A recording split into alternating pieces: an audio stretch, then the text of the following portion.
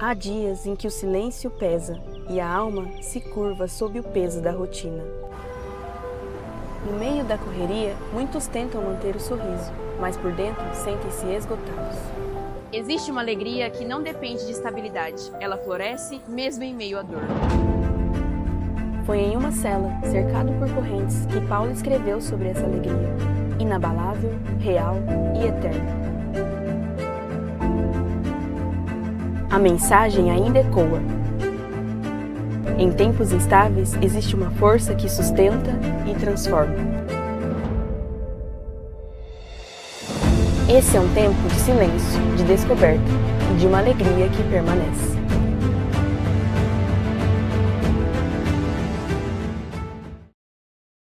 Amém. Graça e paz, amados.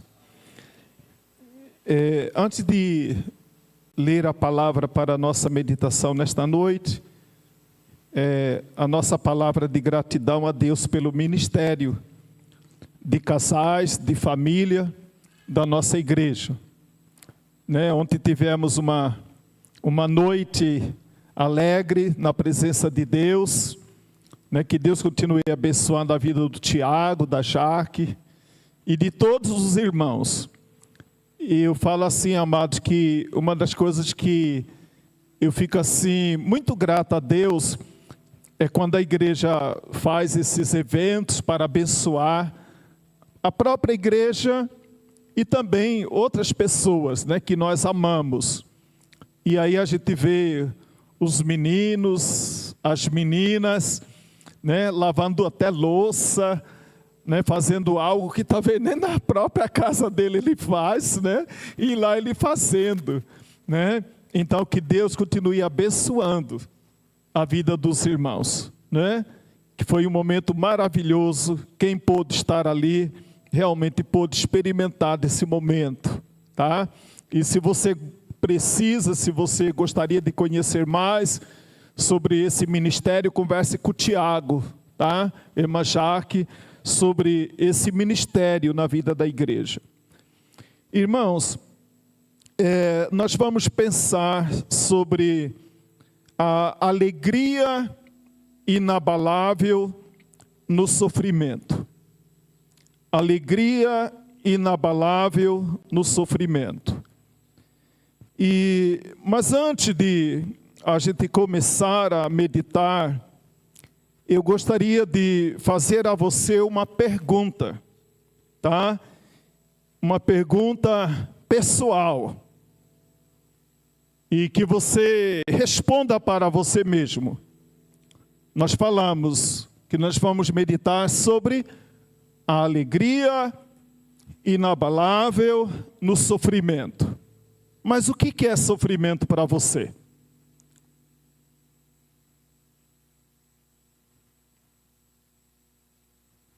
O que é sofrimento para você? A Bíblia diz que um dia, como é natural nesse mundo, um casal recebeu uma notícia terrível. Que seus 10 filhos haviam morrido. Eu fico imaginando a dor de perder um filho. Eu nunca experimentei. Mas quem experimentou pode dizer muito melhor do que eu. O que é a dor de perder um filho? Agora multiplica isso, 10 filhos. A Bíblia diz que o homem e a esposa estavam diante dessa situação.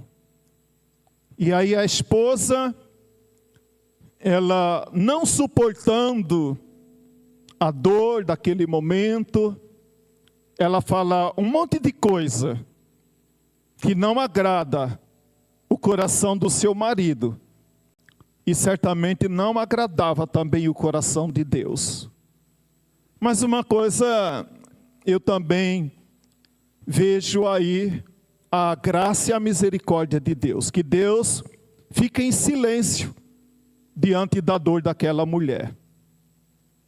o Senhor não repreende aquela mulher. Eu vejo que Deus estava entendendo, apesar da ira daquela mulher, mas Deus estava entendendo a dor do coração dela. E a reação dela, não há nenhuma condenação no primeiro instante de Deus condenando a atitude daquela mulher. Mas ao mesmo tempo, aquele homem, como o protetor, o provedor, o homem, sacerdote da família, ele fala para a sua mulher: Deus deu, Deus tirou, bendito o nome do Senhor. Eu creio que nem ele estava entendendo exatamente o que ele estava dizendo, mas mesmo diante da dor, ele reconhece a soberania de Deus. Reconhece que nada acontece, nada estava acontecendo na vida deles como família, que estava fora do controle de Deus. Por isso, amado, é importante a gente pensar: o que é sofrimento para você? O que é sofrimento para você? Algumas pessoas talvez dirão uma coisa, haverá vários entendimentos, várias interpretações, mas eu quero ler a experiência de um homem, antes de ler o texto para a nossa meditação. Ele fala da sua experiência com Deus, em 2ª carta que Paulo escreve aos Coríntios, no capítulo 11, verso 23 em diante, ele diz: não são ministros de Cristo? Falo como fora de mim. Eu ainda mais, em trabalhos, muito mais em prisões, em açoites, sem medida, em perigo de morte, muitas vezes. 5 vezes recebi dos judeus uma quarentena de açoite menos 1. Fui 3 vezes fustigado com varas, uma vez apedrejado, em naufrágio 3 vezes, uma noite e um dia passei na voragem do mar, em jornadas, muitas vezes, em perigos de rios, em perigos de salteadores, em perigo entre meus patrícios, em perigos entre os gentios, em perigos na cidade, em perigos no deserto, em perigos no mar, em perigos entre falsos irmãos, em trabalhos e fadigas, em vigílias muitas vezes, em fome e sede, em jejuns muitas vezes, em frio e nudez. Além das coisas exteriores, há o que pesa sobre mim diariamente, a preocupação com todas as igrejas. Talvez alguém, olhando a experiência desse homem, eu nunca passei por tudo que ele descreve aqui. E talvez quase nada do que ele escreve aqui identifica com a minha vida. Eu não sei se identifica com a sua. O que é sofrimento? Nós sabemos, amado, que muitas vezes nós fechamos por muito tempo. Talvez nós nos fechamos quase que sempre em torno das nossas próprias dores.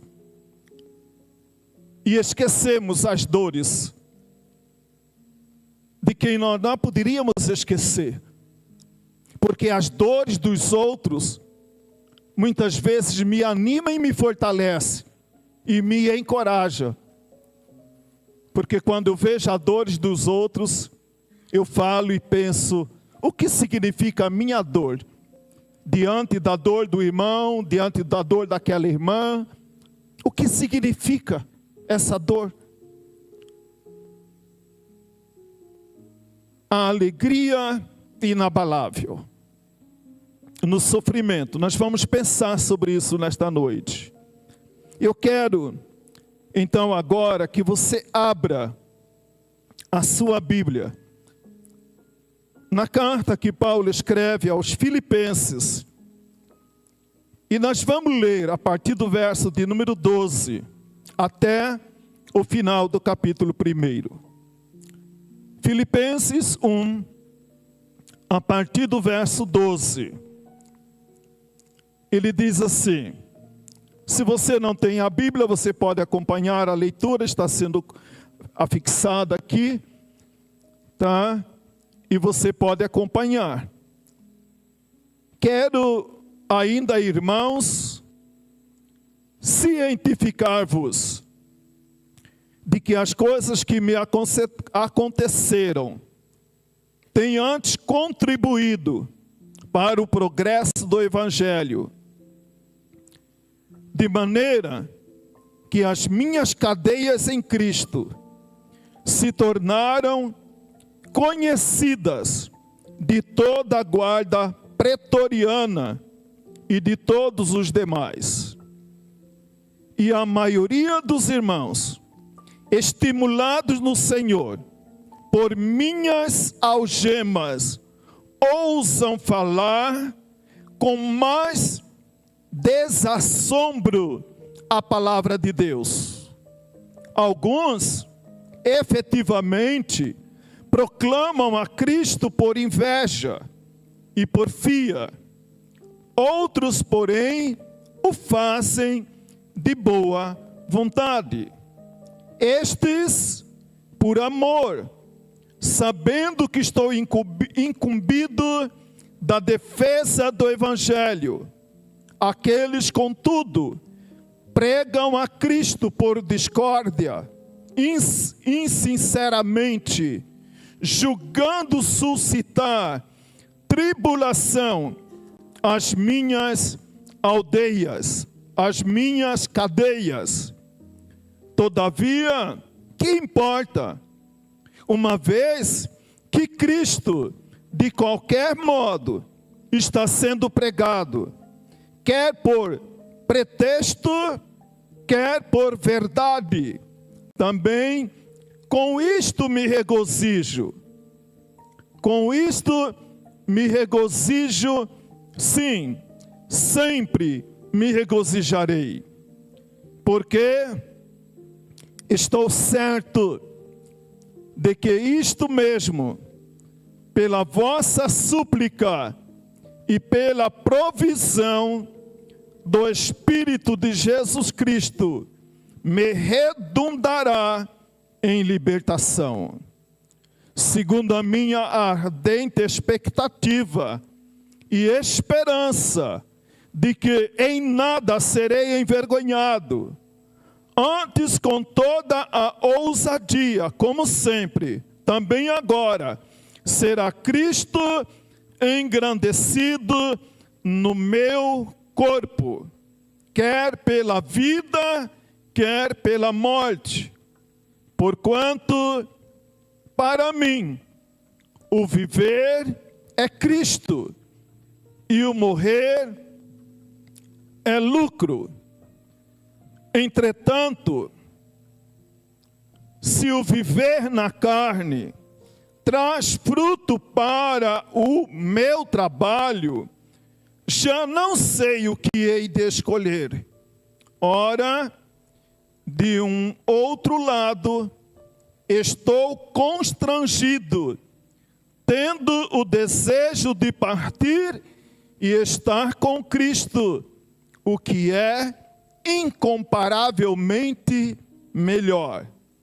Mas por vossa causa é mais necessário permanecer na carne, e convencido disto, estou certo de que ficarei e permanecerei com todos vós, para o vosso progresso e gozo da fé, a fim de que aumente, quanto a mim, o motivo de vos gloriardes em Cristo Jesus, pela minha presença de novo convosco. Vivei, acima de tudo, por modo digno do Evangelho de Cristo, para que, ou indo ver-vos, ou estando ausente, ouça, no tocante a vós outros, que estáis firmes em um só espírito, como uma só alma, lutando juntos pela fé evangélica, e que em nada estáis intimidados pelo adversário, pois o que é para mim, o que é para eles prova evidente de perdição, é para vós outros de salvação, e isto da parte de Deus, porque vos foi concedida a graça de padecerdes por Cristo, e não somente de crerdes nele, pois tende o mesmo combate que viste em mim, e ainda agora ouvis que é o meu. Alegria inabalável no sofrimento. A igreja ao qual Paulo está escrevendo essa carta foi iniciada por ele por ocasião da segunda viagem missionária. Quando eles terminaram o que a Bíblia chama de a primeira viagem missionária, Paulo, ele fundou igrejas em várias partes da Ásia. E quando eles iam iniciar a segunda viagem missionária, o desejo de Paulo era visitar aqueles irmãos, visitar aquelas igrejas. E então, a Bíblia diz que Paulo inicia a segunda viagem missionária. E logo quando ele inicia, junto com Silas, a segunda viagem missionária, eles têm uma visão. A visão onde um moço, um anjo do Senhor, diz para Paulo e Silas: passa a Macedônia e venha nos ajudar. Paulo já havia experimentado a dor na primeira viagem missionária. E ele, preocupado com as dores, não dele, mas das igrejas, de fortalecer as igrejas, ele pensa em voltar àqueles irmãos. E agora Paulo é chamado para uma nova realidade. E por causa da obediência de Paulo e Silas, o evangelho chega à Europa. E quando Paulo chega na cidade de Filipe, junto com Silas, 3 fatos marcaram o início da igreja na cidade de Filipe. O primeiro fato que aconteceu naquela cidade foi a conversão da irmã Lídia, que como outras mulheres já tinham o costume de fazer algumas reuniões para conversarem a respeito da palavra. E então Paulo dirige a esse grupo, e então acontece a conversão da irmã Lídia. O segundo fato que marca o início da igreja em Filipe é a libertação daquela jovem que tinha um espírito de adivinhação. E Paulo e Silas, então, usados pelo Senhor, liberta aquela jovem daquela possessão demoníaca. O terceiro fato também aconteceu depois, foi a conversão e o batismo do carcereiro. Todos, a Bíblia diz, agora eu quero ainda pensar nesses três fatos que aconteceram lá.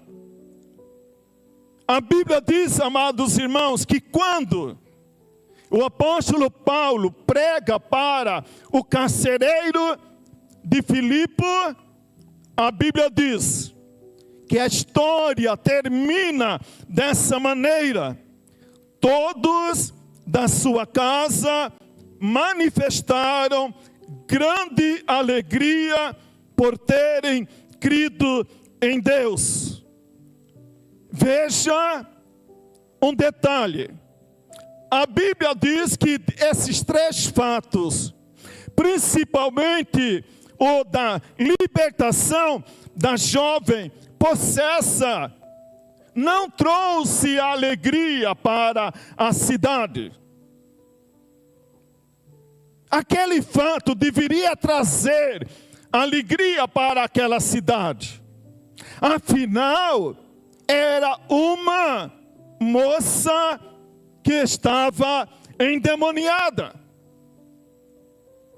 Eles deveriam se alegrar pela libertação daquela moça. Mas não é isso que a palavra do Senhor diz. A palavra do Senhor diz que a casa do carcereiro, ela manifestou a alegria de ter encontrado a salvação. Mas a cidade não se alegrou. Veja bem, amado, aí vem algo que nós não podemos esquecer. Em outros lugares a palavra do Senhor diz que a nossa luta não é contra carne e sangue. Paulo entendia muito bem isso, e nós precisamos entender o segredo da vida com Cristo. Senão alguma coisa vai roubar a alegria da salvação do seu coração. A Bíblia diz então, amado, que aquela moça estava ali e ela era fonte de lucro para alguns homens. Então, amado, veja bem. Agora Paulo e Silas pregam a palavra para aquela moça é liberta, aquela moça tem a sua vida transformada, mas muitas pessoas não ficaram felizes pela libertação daquela moça. E isso trouxe alguns problemas para Paulo e Silas. Ao invés de trazer alegria, de receber, de entender, afinal esses dois homens foram instrumento na mão de Deus para libertar essa menina. Vamos se alegrar por causa que essa menina, essa moça teve a sua vida transformada. Não, amado, não foi isso que aconteceu. A Bíblia diz que por causa desse fato, o apóstolo Paulo e Silas são presos. Preso porque uma menina que era instrumento de lucro para alguns homens. O pecado, irmão, é fonte de lucro para muitas pessoas. Quantas pessoas, amado, elas vivem elas enriquecem por causa do pecado. O pecado é fonte de lucro para muitas pessoas. É um dado real de que aquelas pessoas que exploram essa parte de pornografia, a pornografia é uma indústria poderosa. Então não é vantagem que essas pessoas deixem de estar envolvidas em pornografia, porque o pecado é fonte de lucro para muitas pessoas. E eles não ficaram contentes com isso. E o apóstolo Paulo e Silas, então, são presos. Atos 16, verso de número 19. Vendo os seus senhores que se desfizeram a esperança do lucro, Paulo e Silas são levados às autoridades locais. E as autoridades locais lançam Paulo e Silas no presídio. Então, amado, a primeira coisa que eu gostaria de meditar com você nesta noite é: cuidado com aquilo que te prende. Cuidado com aquilo que te prende. O apóstolo Paulo, ele estava preso. Ele estava condicionado. Ele estava compromissado com uma aliança com o Senhor. Ele estava preso ao Senhor. Ele estava agora comprometido com o Senhor. E isso custou a Paulo algum preço, que muitas vezes nós esquecemos, mas que nós não podemos esquecer. O pecado é fonte de lucro para muitas pessoas.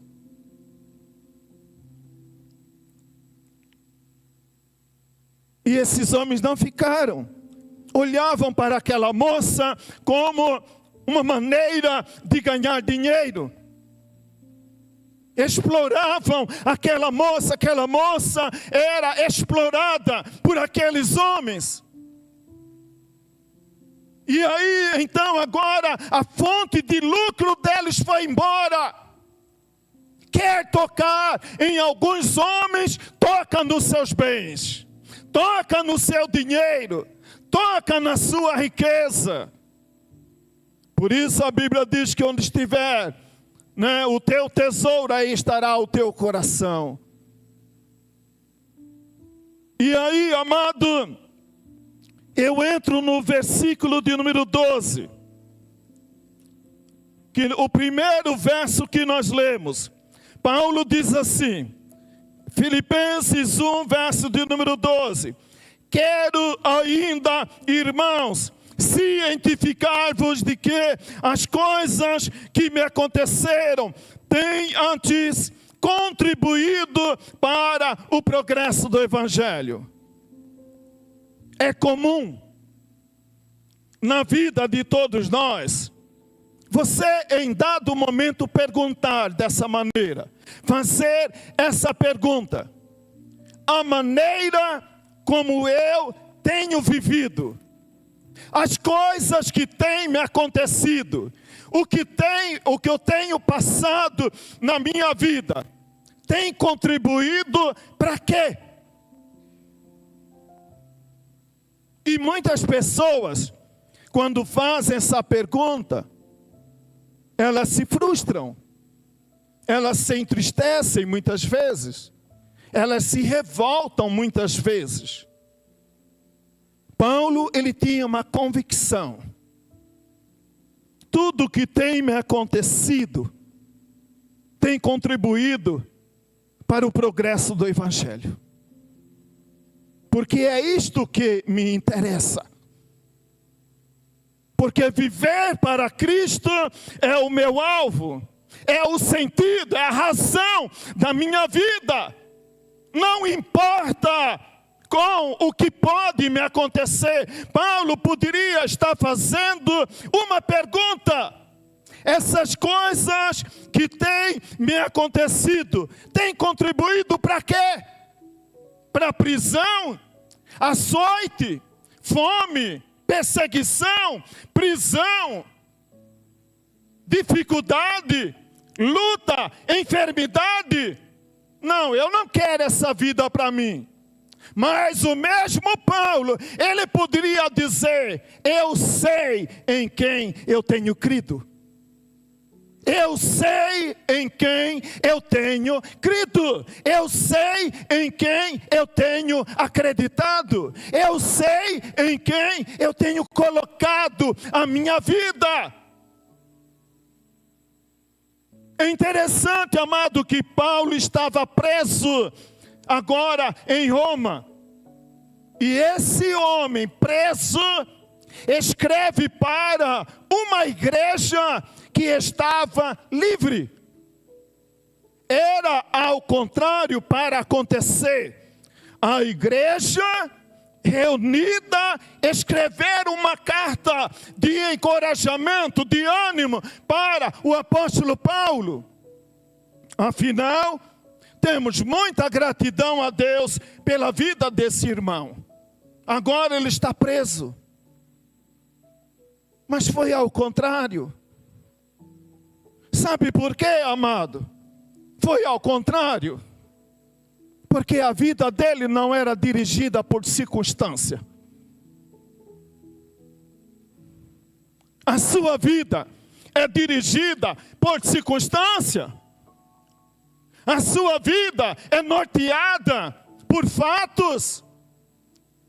A sua vida é baseada em quê? É fundamentada em quê? Aquele homem, ele escreve uma palavra de encorajamento para os irmãos. Irmãos, eu estou preso, mas a minha prisão tem contribuído para o Evangelho, porque com a prisão de Paulo, amado, houve um despertamento no meio da igreja, e muitos irmãos que eram tímidos, agora compreendidos, revestidos do Espírito Santo, estavam anunciando o Evangelho, estava tornando o nome de Cristo conhecido em todo lugar. Ele diz: a minha prisão tem contribuído. Por isso o apóstolo Paulo escreve, como lemos em Filipenses capítulo 4, verso 10 ao verso de número 13. Alegrei-me sobremaneira no Senhor, porque agora uma vez renovastes a meu favor o vosso cuidado, o qual também já tinhas antes, mas vos faltava oportunidade.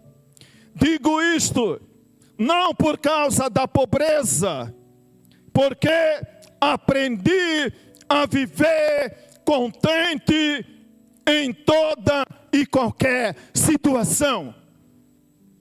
Aprendi a viver contente em toda e qualquer situação. Se as coisas vão mal, eu estou dando glória a Deus. Se eu estou doente, estou dando glória a Deus. Se me falta pão, estou dando glória a Deus. Ou não é assim? Ou não deveria ser assim? Porque eu aprendi a viver contente em toda e qualquer situação. Tanto sei estar humilhado, como também ser honrado. De tudo e em todas as circunstâncias, já tenho experiência, tanto de fartura como de fome. Assim, de abundância como de escassez. Posso todas as coisas naquele que me fortalece. Sei estar contente quando as coisas vão mal. Sei cantar ao Senhor quando tudo vai bem. Sei cantar ao Senhor com alegria quando estou com o estômago cheio, sei também cantar de alegria quando me falta o pão. Sei cantar de alegria na presença do Senhor quando estou livre e também quando estou preso. Sei viver contente quando as pessoas me amam e quando as pessoas me desprezam. Eu sei viver contente quando eu sou amado e quando deixo de ser amado. Porque eu sei em quem tenho crido. Eu sei em quem tenho crido e não vou permitir que nenhuma situação ou circunstância tire a alegria da salvação da minha vida. A minha vida, a sua vida, é norteada por fatos, circunstância ou por propósito. A sua vida é norteada, é dirigida por fatos, circunstâncias ou por propósito. Qual é o fundamento da sua vida? Como eu disse, Atos capítulo 16. Eles pregam o evangelho e Lídia se converte. Libertam a jovem possessa de demônios. O que eles ganham? Ganham prisão. Prisão. Mas mesmo assim, amado, quando aqueles homens foram presos, eles não se prostraram num vale interminável de reclamação. Não se colocaram num vale de incerteza. Não se colocaram, não se renderam, não se prostraram.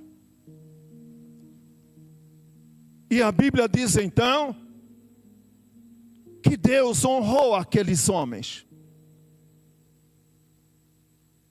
Quando diz que por volta de meia-noite, Paulo e Silas reclamavam, choravam, se entregavam ao desespero, à dor. Não.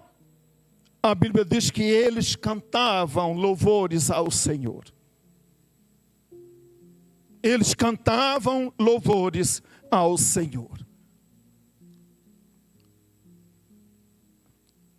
E aí a Bíblia diz que quando eles cantaram, louvavam o nome do Senhor, isso redundou na conversão do carcereiro de Filipe e a sua família. Porque a vida deles não era dirigida por fatos, nem por circunstância, mas por propósito. Se nós estamos presos, Deus tem um propósito nessa prisão. Amado, eu tenho uma tranquilidade de afirmar para vocês sem nenhuma dificuldade tudo o que acontece na sua vida. Deus tem um propósito. Deus tem um propósito para tudo que acontece na sua vida. Nada é fruto do acaso, da coincidência. Se a sua vida está na mão de Deus. A sua vida está na mão de Deus. Por que você teme as circunstâncias? Por que você é levado? Um dia você está de bom humor, outro dia você está de mau humor. Um dia você está dando glória a Deus, de repente não tem mais a alegria da salvação. Por que isso? A sua vida é norteada por fatos e circunstâncias ou por propósito? Paulo e Silas entendiam que a vida deles era dirigida por propósito. Outra situação, Lucas capítulo 10, verso 17 ao verso de número 20. Os discípulos foram enviados para pregar a palavra do Senhor. E quando esses discípulos voltaram, eles voltaram cheios de gozo, de alegria, relatando e apresentaram para Jesus o fato. E o fato que eles apresentaram a Jesus era esse: Senhor, no teu nome até os demônios nos submetem. Jesus pergunta para eles, como se estivesse perguntando a eles, diz: isso é o que alegra os seus corações? Sim, não podemos negar que há uma alegria e devemos celebrar pela vitória, né? Por esse relatório dos discípulos. Mas veja o que Jesus fala para eles: alegrai-vos, porque vosso nome está escrito no céu. Se os demônios te submetem, glória a Deus. Se os demônios não te submetem, glória a Deus. Porque a nossa alegria não está condicionada a fato. A nossa alegria está condicionada na certeza de que uma vez que minha vida está na mão de Deus, que meu nome está escrito no livro da vida. E se amanhã você comer, glória a Deus, porque você comeu. Se você não sabe que vai comer amanhã, glória a Deus. Porque o que é mais importante sobre todas as coisas é de saber que quando nossa vida está na mão de Deus, que nosso nome está escrito no livro da vida. E ninguém pode nos separar do amor de Deus Pai. Nem fato, nem demônios, nem circunstância, nem fome, nem nudez, nem prisão, nada, nada nos tirará da mão de Deus. Outra coisa, amado, que nós devemos também estar atento, é cuidado com aquilo que você luta. Verso 16 ao verso de número 26 de Filipenses capítulo 1.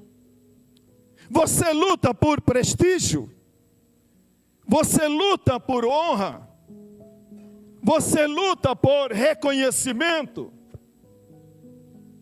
No relatório que eu citei anteriormente, de Lucas capítulo 10, 17 a 20, nós temos um outro detalhe. Quando, de maneira entusiasmada, aqueles discípulos relatam para Jesus que os demônios submetiam a eles pelo nome do Senhor Jesus, Jesus falou para eles uma coisa: eu via Satanás caindo do céu como um relâmpago. Há muitas coisas, amado, que muitas vezes nós não conseguimos ver, mas estão acontecendo. Como eu falei para você, Satanás desceu naquele momento, quando Paulo e Silas libertaram aquela moça. Satanás e seus demônios não ficaram felizes, porque aquela moça foi liberta. Aqui Jesus fala: olha, vocês estão se alegrando por esse fato. Há uma coisa que eu quero mostrar que vocês não conseguiram ver. Eu via Satanás descer como raio dos céus. Amado, desde o dia em que você confessou a Jesus como Senhor e Salvador da sua vida, naquele dia, Satanás também desceu como raio. Porque uma pessoa que era escrava não é mais. Porque uma moça que era escrava não é mais. Se há alegria no céu, os anjos celebram no céu, Satanás e seus demônios enfurecem no inferno. Porque a sua alegria perturba Satanás e seus demônios. O seu louvor perturba Satanás e seus demônios.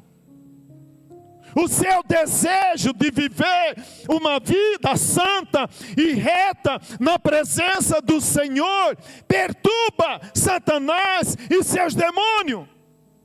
Eles não querem isso para você. Ele quer, Satanás e seus demônios quer manter você na chincha, no cabresto do pecado, da prostituição, do vício, da bebida, da droga.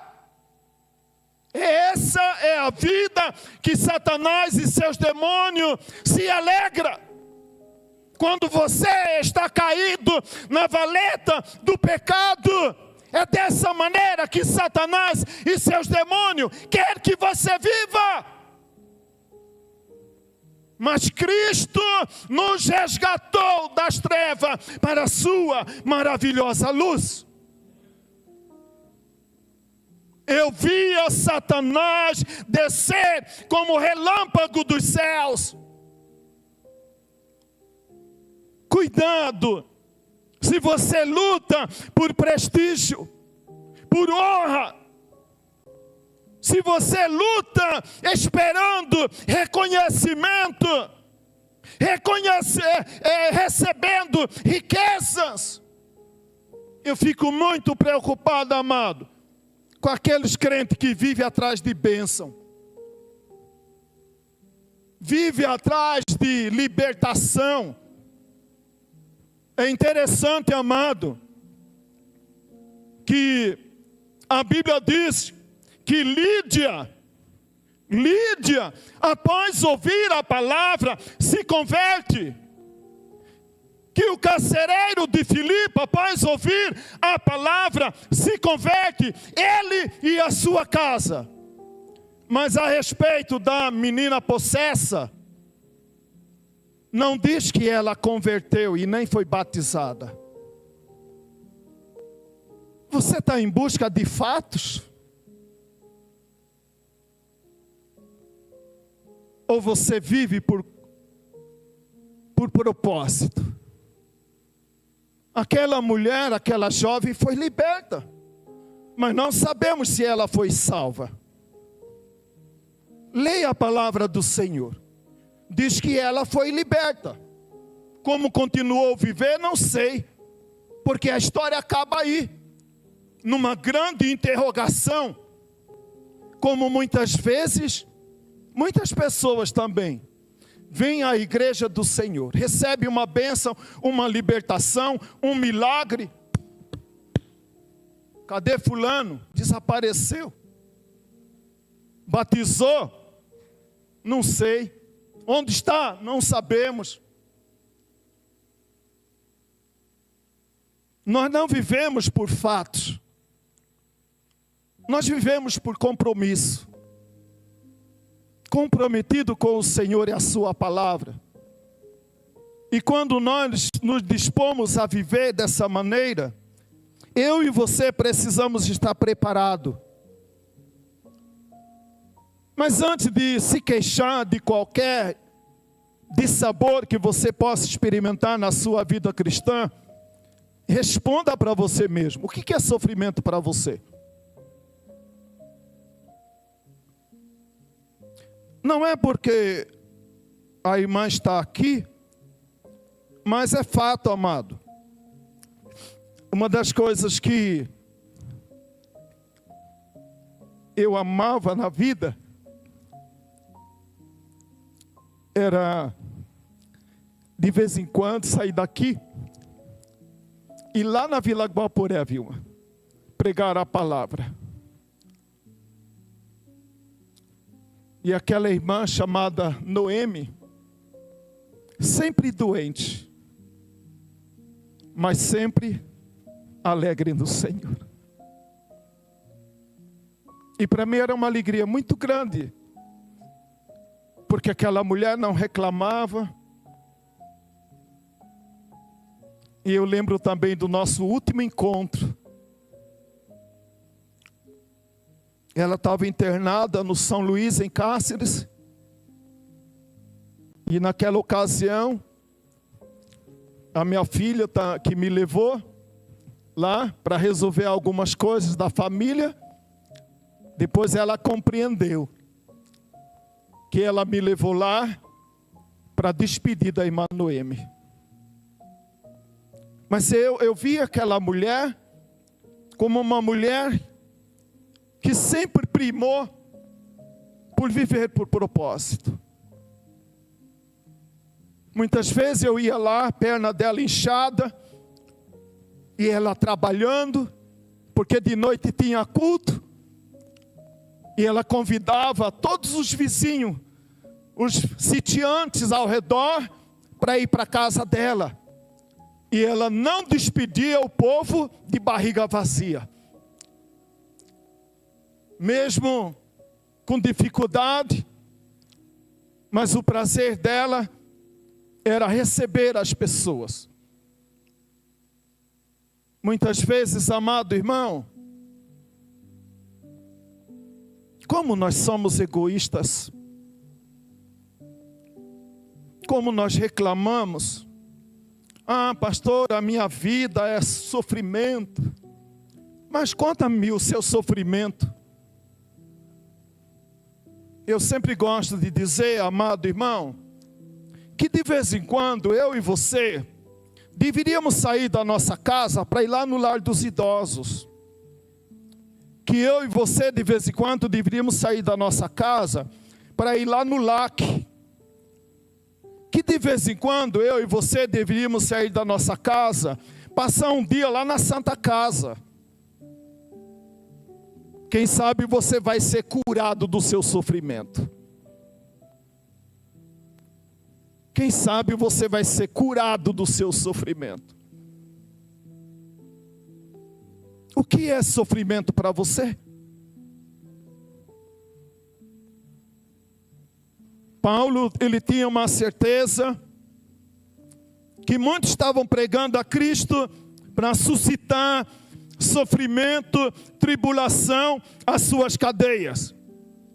Mas ele não se preocupava, a igreja estava preocupada, alguns irmãos lá de Filipe estavam preocupados. Paulo diz, irmão, não se preocupe com isso. Se eles fazem de boa fé, amém, se fazem de má fé, não se importe com isso. Muitas vezes, amado, quanta coisa vem para nos distrair, para nos tirar do foco, para nos tirar do propósito. E aí vê você reclamando, porque por causa da comida, porque não teve dinheiro para tomar lanche ontem e não sabe se vai tomar lanche hoje.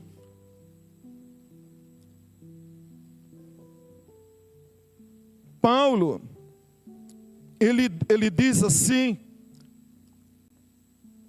seja pela vida, ou seja pela morte, mas o meu compromisso é que Cristo sempre será engrandecido no meu corpo. Seja pela vida, ou seja pela morte. Porque eu não tenho a minha vida por preciosa a mim mesmo, conquanto eu cumpra a carreira que o Senhor me propôs. Cumpra seu propósito, amado. Viva para o seu propósito. Viva para servir ao Senhor. Levanta a sua cabeça. Sai da sua prostração. E você verá que muitas vezes a cura virá de maneira que você nem perceberá. Mas se você ficar prostrado, naquele dilema, ninguém me ama, ninguém me quer, amado, a coisa vai de mal a pior. Paulo dizia, Cristo será sempre engrandecido no meu corpo, seja pela vida ou seja pela morte. Veja como ele começa agora o verso de número 27.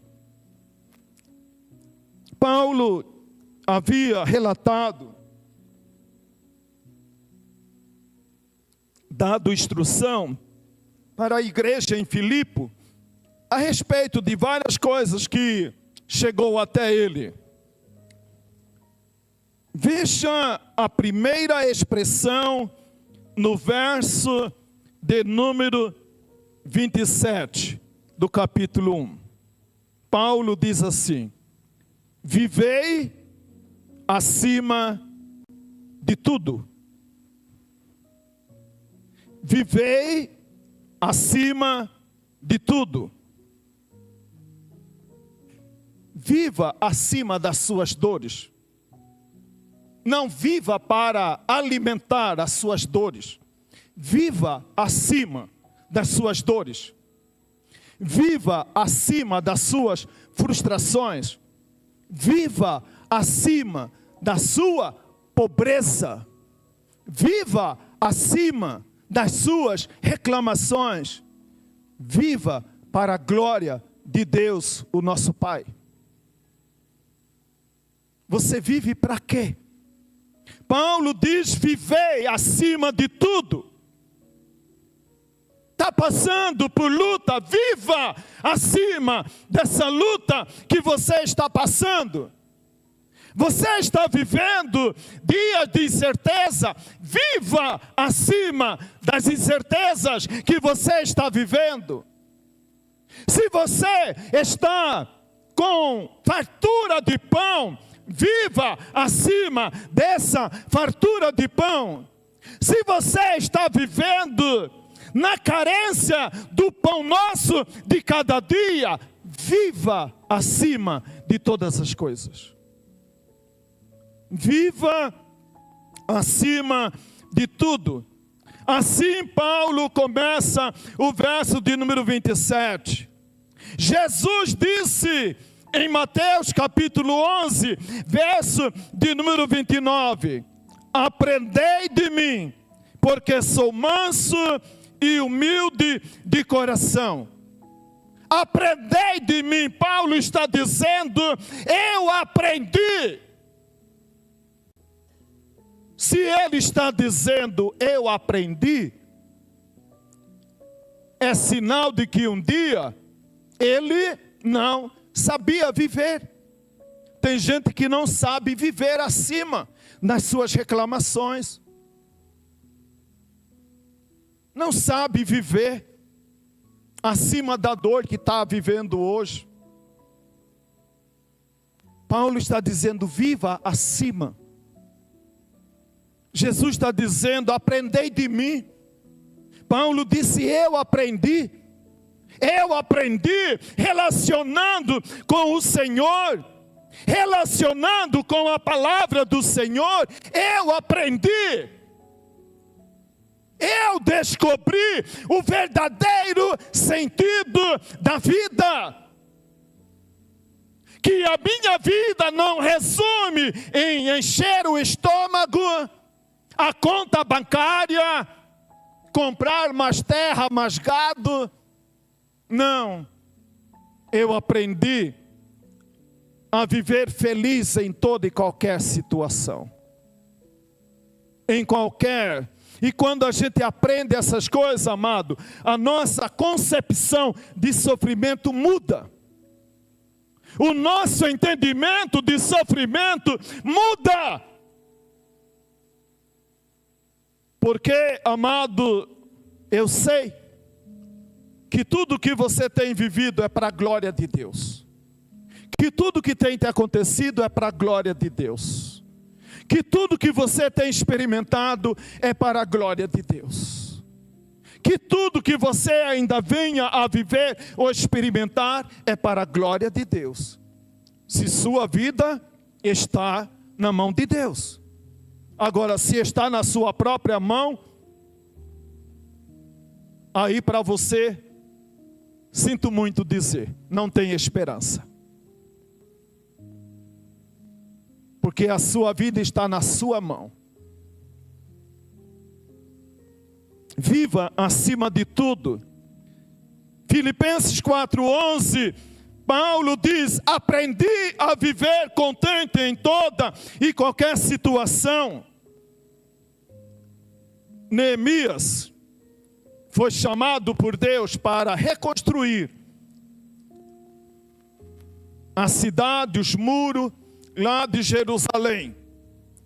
E quando Neemias volta para reconstruir Jerusalém, o que ele viu?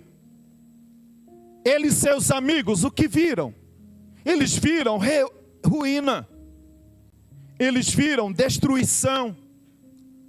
Eles viram um cenário pós-guerra.